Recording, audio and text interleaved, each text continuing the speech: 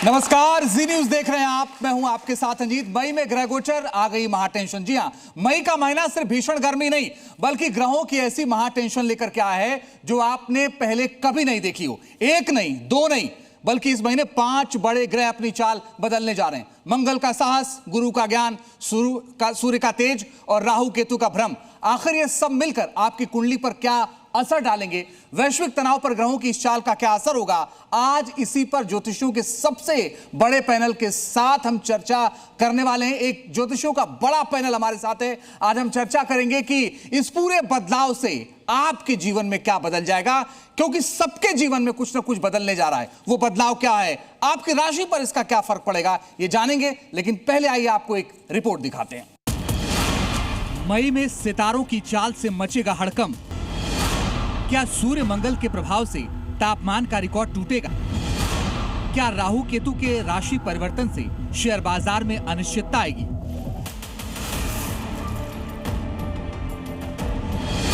क्या गुरु सूर्य के गोचर से सत्ता में बड़े उलटफेर होंगे? ब्रह्मांड में होने वाली हलचल कभी सामान्य नहीं होती।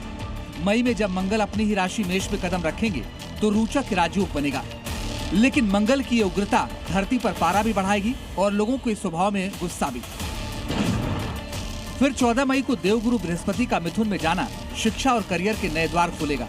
लेकिन सबसे बड़ी चिंता है 18 मई, जब छायाग्रह राहु और केतु कुंभ राशि में प्रवेश करेंगे।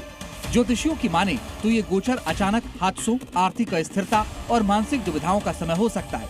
ग्रहों की चाल किसी बड़े संकट का संकेत दे रही है। मंगल का मेष राशि में आना और फिर सूर्य का वृषभ में जाना एक अग्निकारक स्थिति पैदा कर सकता है। राहु केतु का कुंभ में गोचर हाइब्रिड वॉरफेयर और साइबर तनाव की ओर इशारा कर रहा है। गुरु का मिथुन में प्रवेश करना संवाद या विवाद की स्थिति उत्पन्न कर सकता है। मई का महीना बदलाव भरा है। गुरु का ज्ञान आपको रास्ता दिखाएगा और राहु का भ्रम आपको भटकाएगा। फैसला आपको करना है कि आप किसे चुनते हैं। ज्योतिषियों के पैनल से हम इसी पर चर्चा करेंगे। तब तक आप बने रहिए जी न्यूज के साथ।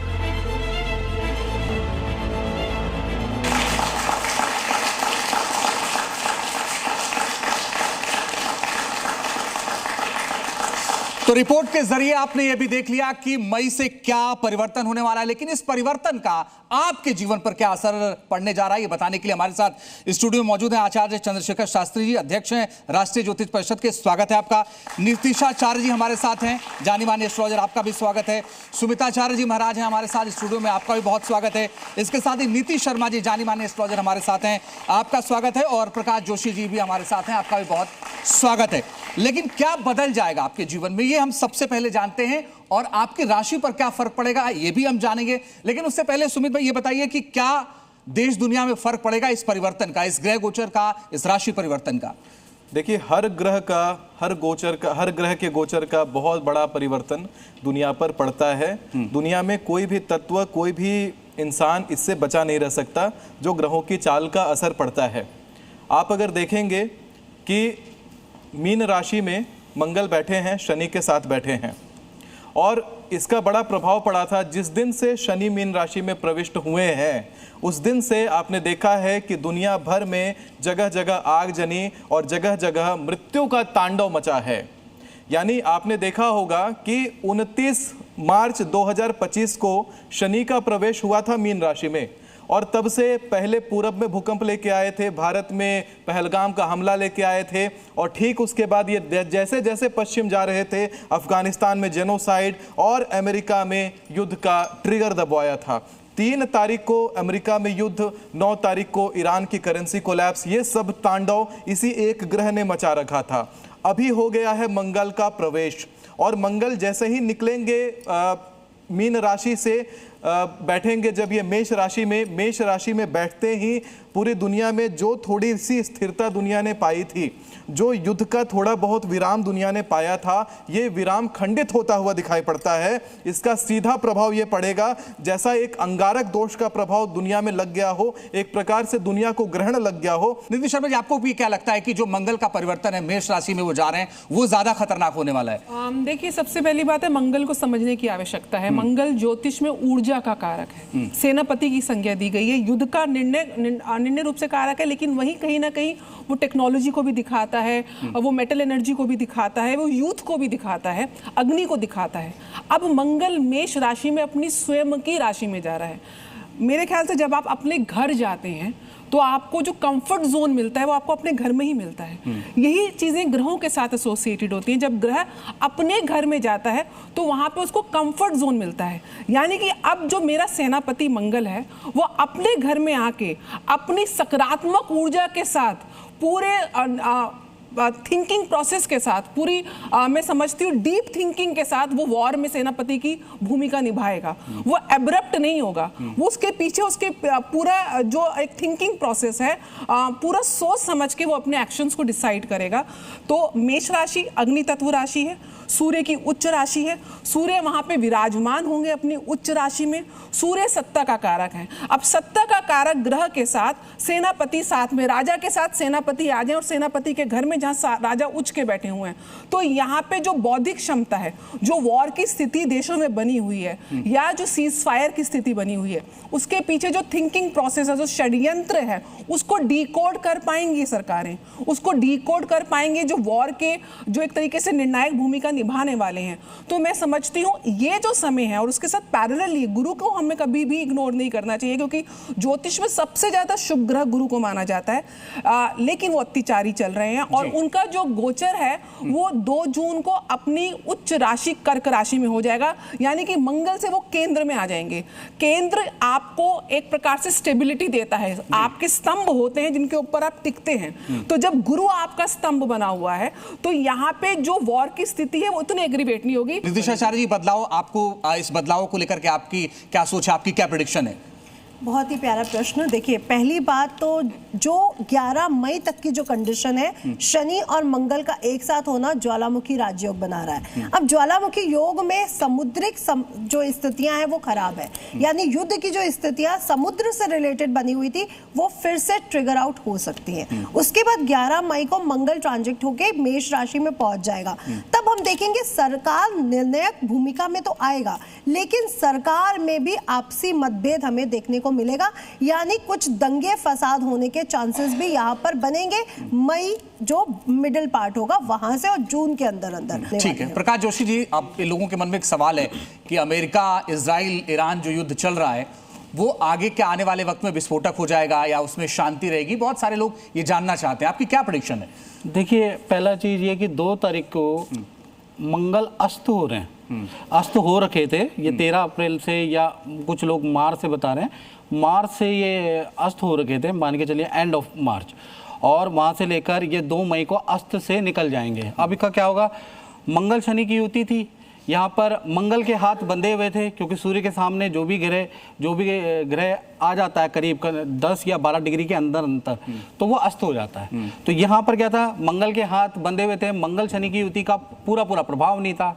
अब क्या होगा, 2 तारीख से लेकर और कहीं ना कहीं 13 मई तक, इसमें अभी तक छुटपुट हो रहा था ना कि क्या हो रहा था कि इजराइल कुछ कह रहा था तो उसको सीज फायर का टाइम मिल जा रहा था, बार बार सीज फायर का टाइम मिल जा रहा था। अब ऐसा नहीं होगा।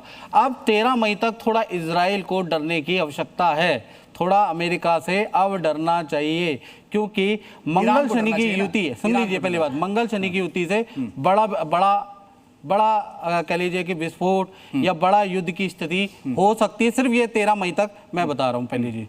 दूसरी चीज, मंगल जो होता है वो अग्नि का कारक होता है। भारत में भी आप टेम्परेचर में वृद्धि देखेंगे, क्योंकि मंगल अग्नि का कारक है। पेंद्रीय ज्योतिष में से अग्नि का कारक कहा जाता है, और मंगल से आप क्या देखेंगे, अग्निकांड ज्यादा बढ़ जाएंगे, आग की घटनाएं आपको 13 मई तक देखने को मिलेगी।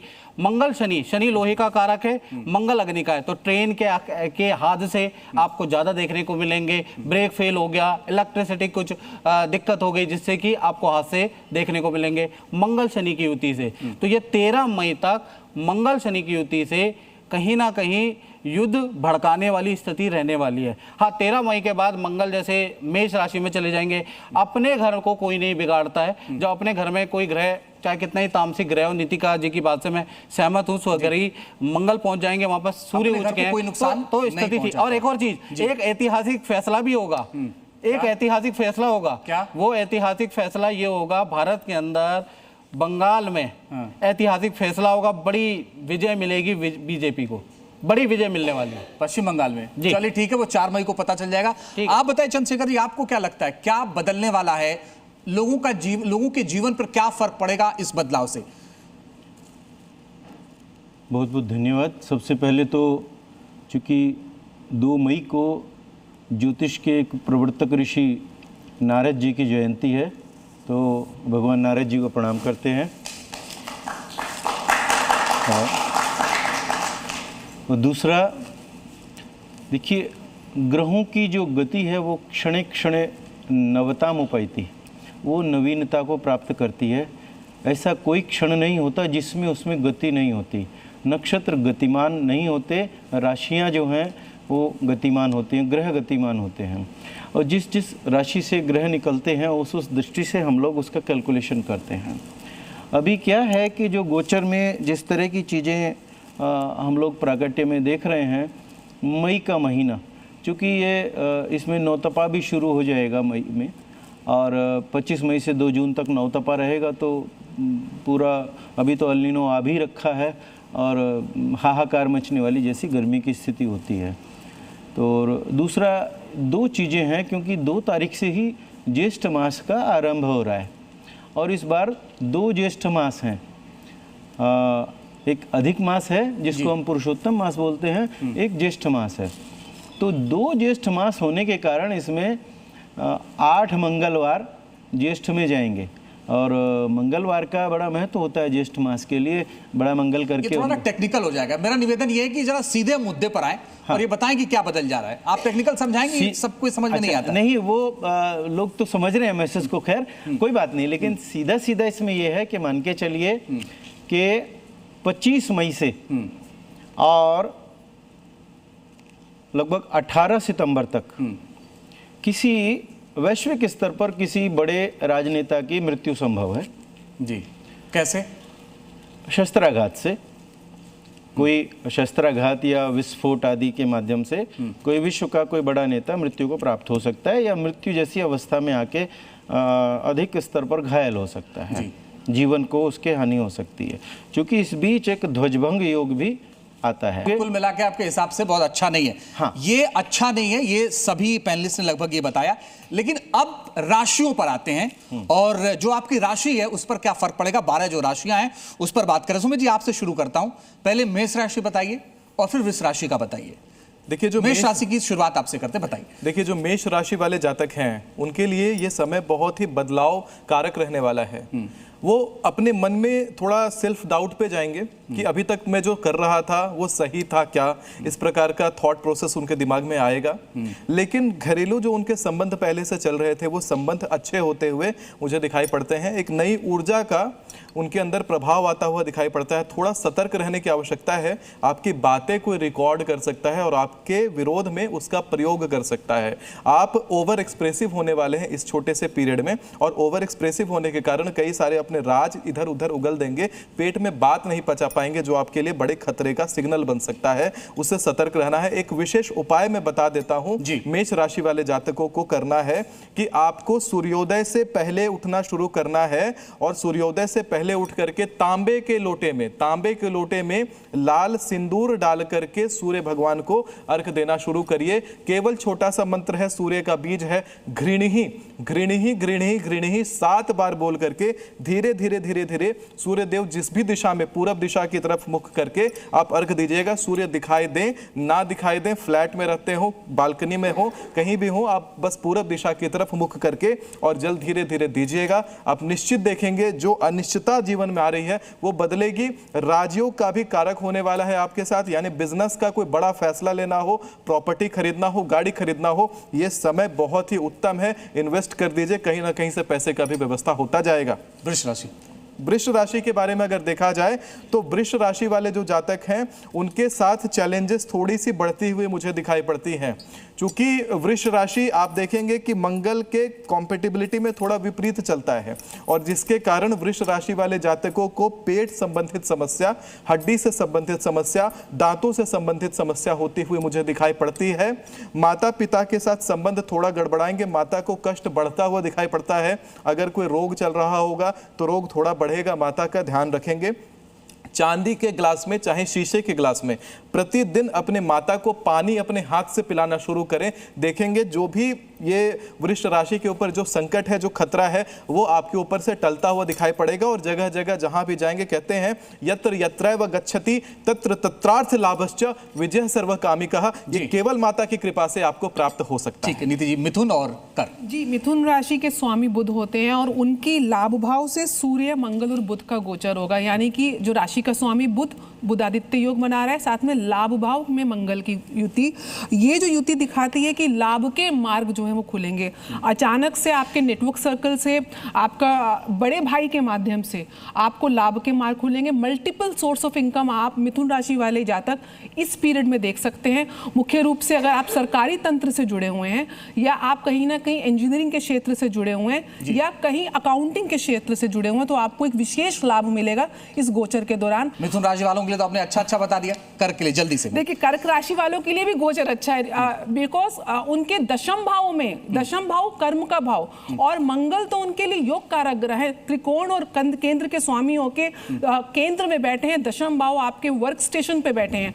आपका दबदबा है आपके प्रोफेशन फ्रंट में, वो बनेगा। आपके बॉसेस के साथ आपके रिलेशंस इंप्रूव होंगे। हायर प्रमोशंस के बहुत स्ट्रॉन्ग चांसेस हैं। स्पेशली जो लोग कंसल्टेंसी के बिजनेस से हैं, जो दूध के व्यापार से जुड़े हुए हैं, या कहीं भी लिक्विड एनर्जी के साथ आप जुड़े हुए हैं, सिल्वर या मेटल के व्यवहार से आप जुड़े हुए हैं, इस समय मेटल बहुत राइज करेगा। मैं ये भी बताऊं, गोल्ड भी इस समय राइज करेगा।